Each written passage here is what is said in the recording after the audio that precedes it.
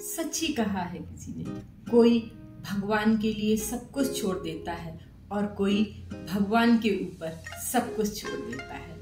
आज आपको एक बात सच्ची घटना है जो ये जगन्नाथपुरी में एक माधव दास जी थे जो कि भगवान के अनन्य भक्त थे, जगन्नाथ भगवान के, और रात दिन उनकी ही सेवा में लीन रहते थे। उनको दुनिया से ज्यादा लेना देना नहीं था, वो बाहरी लोगों से मिलना जुलना कम पसंद करते थे क्योंकि वो प्रभु भक्ति में ही लीन रहते थे। रोज भजन कीर्तन करते और नित्य प्रति भगवान जगन्नाथ के दर्शन किया करते थे। कहा जाता है प्रभु भी उनके साथ अनेक लीलाएं करते थे, उनके साथ खेलते थे और भी तरह तरह की जो बातें होती थी वो माधव जी के साथ प्रभु के और उनका मिलन होता रहता था। एक बार की बात है, माधव दास जी बहुत बीमार पड़ गए।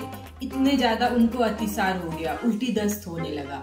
उनका शरीर इतना निर्बल और दिनहीन हो गया कि वो अपने शारीरिक कार्य करने में भी अक्षम हो गए। बहुत से लोग आगे आए और लोगों ने उनकी मदद करने के लिए कहा, लेकिन उन्होंने मना कर दिया। उन्होंने कहा उन्हें किसी की भी मदद की जरूरत नहीं है, उनकी तो उनके प्रभु हैं और वो प्रभु के हैं। प्रभु उनकी मदद खुद करेंगे उनके लिए, उन्हें किसी की भी मदद की जरूरत नहीं है। अंततः प्रभु को खुद सेवक के रूप में आना पड़ा उनकी मदद करने के लिए। प्रभु उनके सेवक बनकर आए और उनकी सेवा करने लगे। दिन रात उनकी सेवा में लगे रहते। वो चूंकि इतने निर्बल हो चुके थे कि वह अपनी शारीरिक प्रक्रियाओं को करने में भी अक्षम थे। प्रभु उनको नहलाते धुलाते, उनकी शारीरिक प्रक्रियाओं में उनका साथ देते और धीमे धीमे उनकी सेवा से, प्रभु की सेवा से वो ठीक होने लगे। जब वो थोड़ा सा ठीक हुए तब उन्हें एहसास हुआ कि जो उनकी सेवा कर रहे हैं उन्होंने पहचान लिया कि ये तो उनके प्रभु ही हैं। उन्होंने प्रभु से कहा, प्रभु आप क्यों मेरी सेवा कर रहे हैं? आप चाहते तो वो तो चुटकियों में मेरे इस दुख को दूर कर देते, मेरी बीमारी को दूर कर देते। प्रभु ने कहा ये तो प्रारब्ध है, इसे नहीं टाला जा सकता, ये तो तुम्हें भोगना ही था क्योंकि ये तुम्हारी नियति में लिखा हुआ था। अगर मैं ठीक कर देता तो तुम्हें फिर बार बार जन्म लेके इस चीज को भोगना ही पड़ता।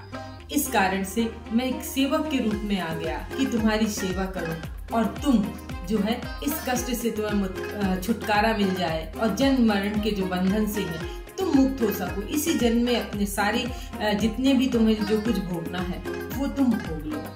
उन्होंने कहा हे प्रभु आप तो चाहे तो हर चीज हर सकते हैं। प्रभु ने कहा अभी 15 दिन तुम्हारे ऊपर और इसी तरह कष्ट में तुम्हें रहना है, लेकिन यदि तुम ऐसा कह रहे हो तो मैं तुम्हारे इस बीमारी को अपने ऊपर ले लेते हैं।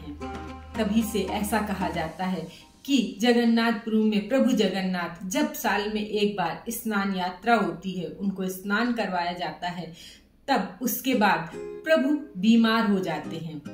15 दिन के लिए मंदिर के कपाट बंद कर दिए जाते हैं, साल भर जो कि कभी बंद नहीं होता। वो रसोई भी बंद कर दी जाती है, इसमें 56 भोग बनता है और प्रतिदिन प्रभु को भोग लगता है। 15 दिन रसोई में खाना भी नहीं बनता। वैद्य आते हैं प्रभु का निरीक्षण करने के लिए और उसके बाद उनको काढ़ा दिया जाता है, फलों का रस दिया जाता है, शीतल लेप उनके शरीर पर लगाया जाता है और रात्रि में उन्हें मीठा दूध दिया जाता है। 15 दिन बाद जब धीमे धीमे प्रभु ठीक हो जाते हैं, तब जब देखा जाता है कि अब प्रभु धीमे धीमे ठीक हो रहे हैं, तब फिर जगन्नाथ यात्रा निकाली जाती है और तब हम देखते हैं कि हजारों लोग इस जगन्नाथ यात्रा को देखने के लिए उमड़ पड़ते हैं कि आज ये रथ निकल रहे हैं। ये तो थी प्रभु पर विश्वास की एक अद्भुत और अटूट कहानी। तभी से कहा जाता है कि जो जगन्नाथ जी हैं वो हर साल 15 दिन बीमार हो जाते हैं ताकि अपने भक्तों की बीमारियों को वो अपने ऊपर ले लेते हैं और उनके भक्त पूरी तरह सुरक्षित रहते हैं। प्रभु पर अटूट विश्वास, तो प्रभु भी आते हैं हमारे द्वार। विश्वास करिए हर परिस्थिति में प्रभु आपके साथ हैं।